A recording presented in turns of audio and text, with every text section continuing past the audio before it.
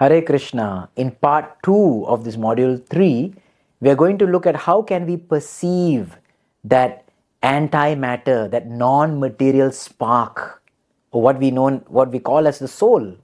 So we're going to look at 3 ways. First is using common sense, how we can actually try to understand. Second, we're going to look at some scientific study. And third, we're going to look at the Vedas. So first, let us look at common sense. Now, we have this body and we say that this is my body. This is my hand. This is my head. It means, this is like, for example, this is my watch. If I say this is my watch, this watch belongs to me. This is my pen. The pen belongs to me. So similarly, when I say this is my body, body belongs to me, then who is me? Me must be something which is separate from the body. My head belongs to me. So what does that mean? If we think that we are the body, then we should say I body. If I think I'm this watch, I should say I watch. But no, I say this is my watch. So in a common sense, we all kind of like subtly agree that just as much as this watch is a property, this body is also my property. And who is that my? Who is that me? Who is that I? That is the soul. There is a soul that is sitting within us. So in common sense, if we look at ourselves, we can understand. Now, if we look at others, we can understand in a similar way. Everyone has experienced some death happening at their home or in their lives. And when someone dies, what do we say? Oh, he or she has passed away. Passed away means they have left this world and gone ahead. We say like that. But then again, the body is actually lying in front of us. So if someone is crying that, oh, my father has left, he has not left. He's sitting right in front of you. He's lying down right in front of you. That body is there.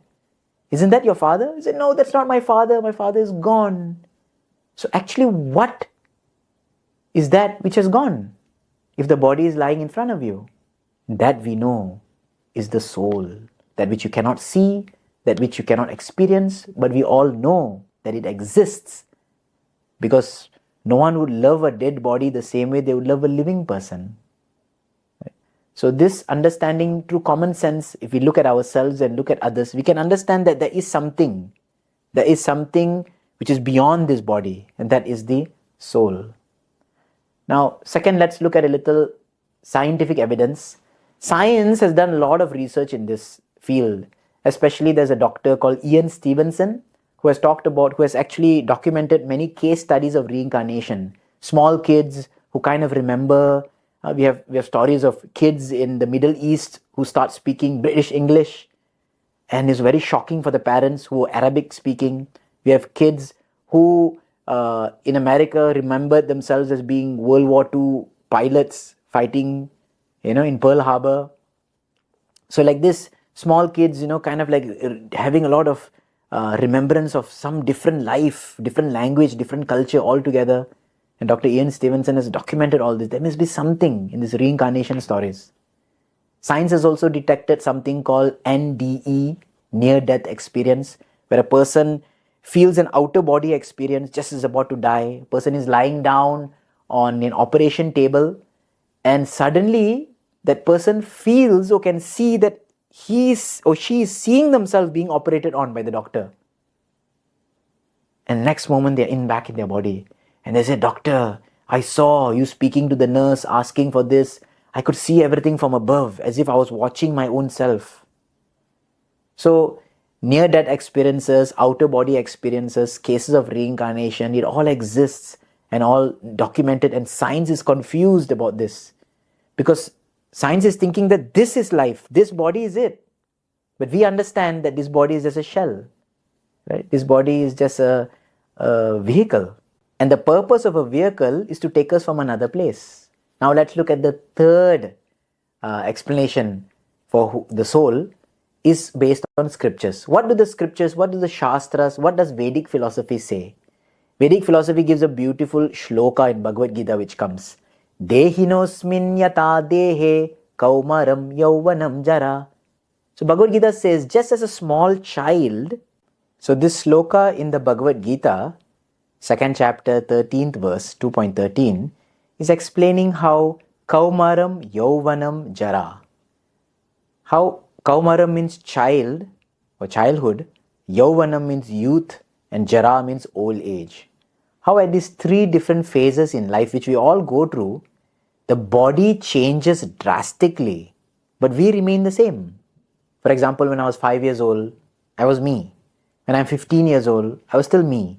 And when I become 50 years old, I'm still me. So although the body is changing drastically, I still realize that I am me.